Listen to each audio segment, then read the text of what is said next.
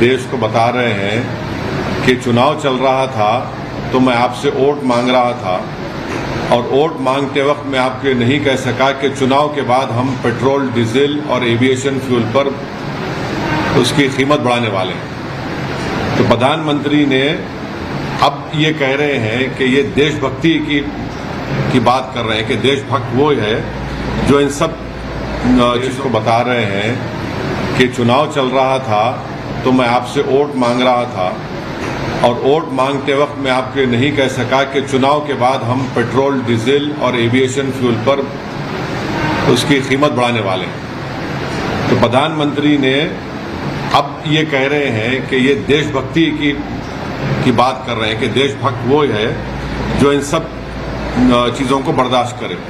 तो मैं उसको ये कहता हूं कि ये भारत की जनता के लिए एक इनवॉइस आने वाला है अभी, और वो इनवॉइस ये रहेगा कि पेट्रोल, डीजल और एविएशन फ्यूल पे बढ़त होगी, बहुत उसकी कीमत बढ़ेगी। मेरा सवाल बीजेपी से ये है कि जब चुनाव चल रहे थे तो आपको ये सब नहीं दिख रहा था और फिर पेट्रोलियम मिनिस्टर ने खुद पब्लिकली ये कह दिया कि नुकसान हो रहे हैं। तो भैया चुनाव तो जब चल रहा था आप नहीं बोले। दूसरी बात यह है कि प्रधानमंत्री के हैदराबाद के भाषण के बाद 5.5 ट्रिलियन इंडियन मार्केट से वाइप आउट हो गया है और सबसे ज्यादा इसकी तकलीफ हुई है एसबीआई को, टाइटन को, एबीबी इंडिया और इंडिगो को। क्यों? क्योंकि अब आप देखेंगे आने वाले दिनों में ये ऑयल पर कीमतें बढ़ेंगी। दूसरा ये है कि जब आप इतना बर्दाश्त किए, अब क्यों नहीं बर्दाश्त करते? अब तो वेस्ट एशिया में जंग तो खत्म होने वाली है, बिल्कुल सीज के करीब हो चुकी है। अब प्रधानमंत्री को क्यों ख्याल आ रहा है ये? तीसरी बात यह है कि अगर पेट्रोल, डीजल पर कीमतें बढ़ेगी तो इससे गरीब, खासतौर से गरीब आदमी पर बहुत बड़ा बोझ पड़ने वाला है। ट्रांसपोर्टेशन कॉस्ट बढ़ जाएंगे और इससे इन्फ्लेशन बढ़ेगा। तीसरी बात यह है कि अभी जब ये बात कर रहे हैं प्रधानमंत्री हमारे रिजर्व्स के बारे में, अब आप देख लीजिए कि हमारे जो फॉरेन इन्वेस्टर्स हैं, हमारे विश्वगुरु हम बोलते हैं अपने आप, फॉरेन इन्वेस्टर्स ने मार्च 2026 में 1 लाख करोड़ यानी 11 बिलियन डॉलर्स को इंडियन मार्केट से लेकर चले गए। अब ये पैसा इसलिए निकाल रहे हैं कि ये भारत से मोहब्बत करते, ये इसलिए निकाल रहे हैं कि मोदी गवर्नमेंट इस बात को मानने को तैयार नहीं है कि हमारी माइक्रो इकोनॉमिक्स ब्लीड हो रही है।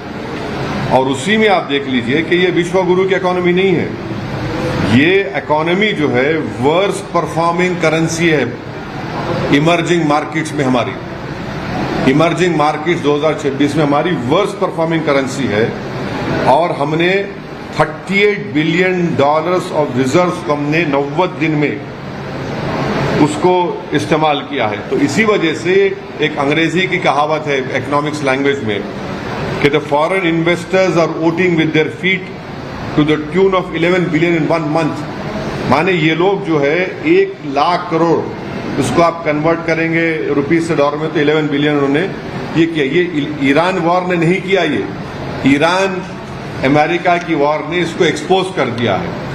अब इसका एक और वजह यह है क्योंकि हमने ट्रम्प को ये कह दिया है कि हम 500 बिलियन डॉलर का जो भी है उनसे सामान खरीदेंगे।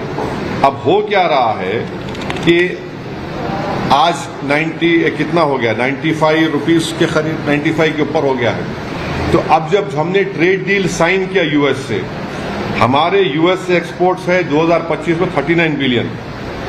अब क्योंकि अब 261 बिलियन नेक्स्ट 5 इयर्स में करना है। बादशाह सलामत को हमने, जो ट्रम्प आजकल अपने आप को शाहजहां, जहांगीर बने हुए हैं, तो ये 239 बिलियन का गैप इस डील में है। तो इसीलिए अब हमको ट्रम्प को खुश करने के लिए खरीदना है।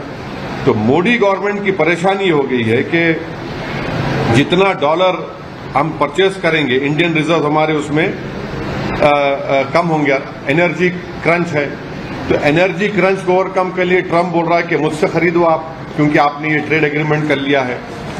तो ये बोलना चाह रहा हूं आपको कि प्रधानमंत्री कह रहे हैं कि सोना मत खरीदो, बाहर मत जाइए, एडिबल ऑयल कम करिए, फॉरेन गुड्स कम करिए। क्यों कह रहे हैं सब? ताकि उनके पास डॉलर बचे, ताकि वो ट्रंप को ह्यूस्टन में दे सके। ये असल मकसद है। तो ये देशभक्ति है नहीं है, ये आप देख लीजिए। अब एक और बात आ जाइए गोल्ड पैराडॉक्स के ऊपर। हमारे पास जो गोल्ड है, मार्च 2026 में आरबीआई के पास 77% of total gold reserve domestically था। जो 23 में 38% था, वो बढ़ के अब 77% हो गया। अगर गोल्ड खरीदना इतना डेंजरस है, जो हैदराबाद के भाषण में प्रधानमंत्री ने कहा, हम अपने बेटियों के लिए, अपनी महिलाओं के लिए ये खरीदते हैं, तो आरबीआई इतना गोल्ड क्यों खरीद रहा है भाई? फिर आरबीआई आज की तारीख में गोल्ड खरीद रहा है, इसमें कोई आप डिनाई नहीं कर सकते। और उल्टा कर रहा है आरबीआई, जो प्राइम मिनिस्टर ने कहा है। और ये है तो सेफ आंसर प्लेन है। आंसर प्लेन क्या है कि बीजेपी चाहती है कि स्टेट के पास गोल्ड रहे और डॉलर दिया जाए ट्रंप के लिए। तो इसी वजह से आप देख रहे हैं कि 1991 में हमने 47 टन गोल्ड लंदन से उठाया, बैलेंस ऑफ पेमेंट क्राइसिस हुआ था। अब 2026 में यही भारत एयरलिफ्ट कर रहा है गोल्ड को लंदन से। और अब ये सवाल भारत की जनता को तय करना है कि 691 बिलियन के रोबस्ट रिजर्व हमारे पास हैं, और हम एक बुलियन होम लाइक कंट्री इतना है, तो हमको ट्रबल क्यों हो रही है फिर?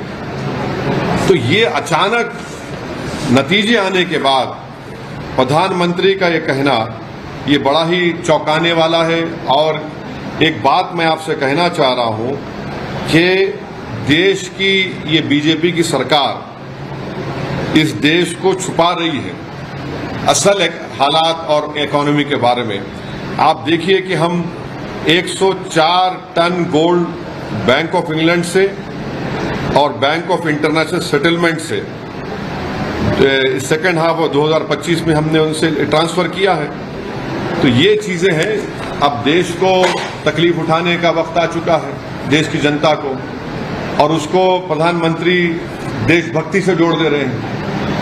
ये कैसा होगा? चुनाव जब चल रहे थे तो आप सीना तान कर बोल रहे थे, आपने एक्साइज ड्यूटी को भी आपने कट कर दिया। आप चुनाव हो गए तो अब ये सब बोझ देश की जनता पे आयद होने जा रहा है।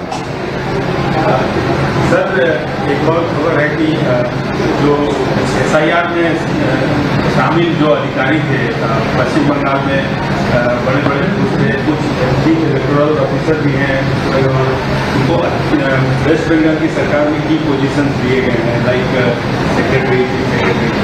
नहीं, ये सवाल का जवाब तो बीजेपी को और बंगाल के बीजेपी के मुख्यमंत्री को बताना पड़ेगा। बड़ा ही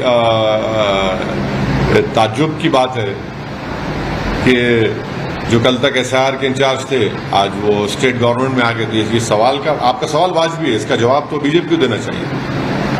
सर, नीट का पेपर क्या हुआ? वो कानून बनाया आपने पार्लियामेंट में, सजा दे देंगे, फुला कर देंगे, ऐसा कर देंगे। पेपर कैसा लीक हो गया भाई? और कहाँ गया प्रधानमंत्री का वो मन की बात? बच्चों को बोल रहे थे कि टेंशन मत लो। अब वो बच्चों को क्या जवाब देंगे प्रधानमंत्री? मन की बात में तो आपने कह दिया बच्चों को कि टेंशन मत लो। अब वो जो बच्चे पिछले 2 साल से तैयारी कर रहे हैं, जो उनके माँ बाप लाखों रुपया इस ये जो कोचिंग सेंटर्स में बर्बाद कर दिए, उन पर क्या गुजर रही होगी? उन गरीब बच्चों के ऊपर जो ख्वाब देखते हैं कि नीट का एक एग्जाम को क्वालिफाई करें। बीजेपी को जवाब देना पड़ेगा, प्रधानमंत्री जवाब दे। शायद प्रधानमंत्री एक और मन की बात कर देंगे उनके लिए, उतना ही होगा। मगर वो बच्चे बच्चियां तो आज उनका दिल टूटा हुआ है। उनके माँ बाप के पास अब समझ में नहीं आ रहा है कि अब वो क्या करें, कैसा करेंगे। सर, महाराष्ट्र में 69 लाख वुमेन्स को लाडली बहना जो स्कीम से निकाल दिया। प्रधानमंत्री ने अभी भाषण में कहा था कि चुनाव जीतने के लिए वादे करते, और प्रधानमंत्री ने कहा कि हम भरोसावाद पर भरोसा करते। ये प्रधानमंत्री को बताइए, आपका भरोसावाद है? जो महाराष्ट्र की महिलाओं को आपने वादा किया था, उनके नाम आपने काट दिए, ये आपका भरोसावाद है? चुनाव जीतने के लिए आपने भी किया था, आपका भरोसावाद नहीं है। आपने तो इस्तेमाल किया, उन महिलाओं को वोट लिया, अब उनको टाटा बाय बाय कह दिया आपने। सर, एक तेलंगाना से मिनिस्टर हैं मोहित होम, उनके बेटे के खिलाफ पास्को एक्ट के तहत ये दुख किया गया है। उसमें टीआरएस आपको क्रिटिसाइज कर रही है कि आप कुछ नहीं बोल रहे हैं, आप बीजेपी इस मसले पर भी बीजेपी के साथ। मैं के चंद्रशेखर राव साहब से एक गुजारिश कर रहा हूं कि आपकी पार्टी की भागदौड़ आप अपने हाथ में ले लो। आप जिसके हाथ में दे रहे, वो बेचारों की मेमोरी कमजोर है। हैदराबाद में जुबली हिल्स कॉन्स्टिट्यूंसी में एक मशहूर मंदिर है, वहां पर एक बच्ची से इस तरह की हरकत हुई थी। कौन था उस वक्त चेयरमैन? एक चेयरमैन था एक बोर्ड का, उसका बेटा का नाम भी आया था। जब बीआरएस पार्टी ने क्या किया था? बीआरएस पार्टी को जो है जरा होमवर्क करना चाहिए। हो क्या रहा है कि जब तक के चंद्रशेखर राव डायरेक्ट कंट्रोल नहीं करेंगे और ये ऐसे लोगों के हाथ में अगर छोड़ देंगे तो पहले ही परेशान है। दूसरी बात यह है कि पॉस्को एक्ट बुक हुआ है। कल मीडिया ने, आज मीडिया रिपोर्ट किया कि रेवंत रेड्डी ने एज ए मुख्यमंत्री ये ऐलान किया है कि एक्शन लो, मगर इन लोगों को बड़ी मोहब्बत है मुझसे। अरे तुम कभी झांक के तो देखो, तो वो मंदिर के पास जो वाकया हुआ था, आपने क्या किया था? जब सवाल यह है कि हमारी बेटियों को प्रोटेक्शन मिलना चाहिए, सरकार किसी की हो, और उम्मीद करते हैं कि ऐसे मौके पे कांग्रेस की सरकार उस पीड़ित परिवार के साथ खड़ी होगी। जो चीफ मिनिस्टर ने कह दिया है, अब इंक्वायरी होगी, law will take its own course. इस मसले में आपका क्या राय है? नहीं, केस तो बुक हुआ है, पॉस्को एक्ट बुक हुआ है, और मैं उम्मीद करता हूं कि जो कंप्लेनेंट है उनसे इंसाफ होगा। अब ये तो कानून अपना काम करेगा। चीफ मिनिस्टर भी एश्योरेंस दिए पब्लिकली उस बात की।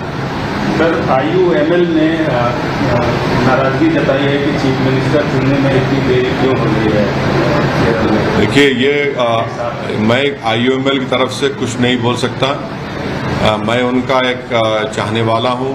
मैं हमेशा उनके लिए दुआ करता था, अपनी नेक तमन्नाओं का इजहार उनके लिए करता था, और ख़ास तौर से तंगल साहब के लिए हम फिर से कह रहे हैं कि उन्होंने 22 सीटें जीती हैं, उनको मुबारकबाद। अब वो उन्होंने कोई बात कही है तो जाहिर है उस अलायंस में है, वो UDF में, उनको सोचना चाहिए इस बारे में।